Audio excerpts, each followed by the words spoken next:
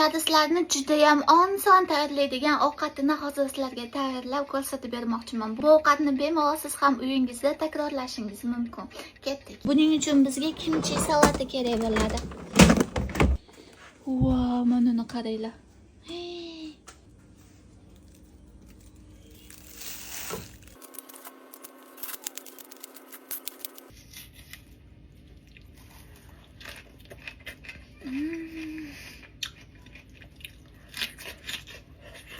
Va shunaqa pishgan guruch kerak bo'ladi. Bizning guruchimiz xolodilnikda turgani uchun buni 1 minutga mikrovolnovkada isitib olamiz. Guruchimiz isiguncha kimchilarni yaxshilab qovurib olamiz.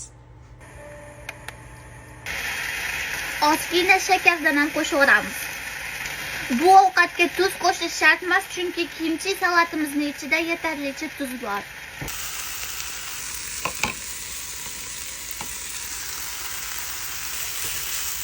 Kunjut yog'i, qovurilgan kunjut. Va shuni qilib ustiga mozzarella siridan sepib chiqamiz. Endi ovqatimizni yeb ko'ramiz. Qarang, bismillah. Buning uchun bizga kim kerak bo'ladi? Kim bilan juda ham mazali ketadi.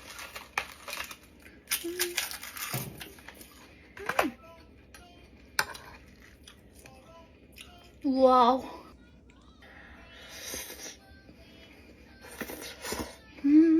Qoshiqda yeyolmayman, cho'pak olib kelamiz.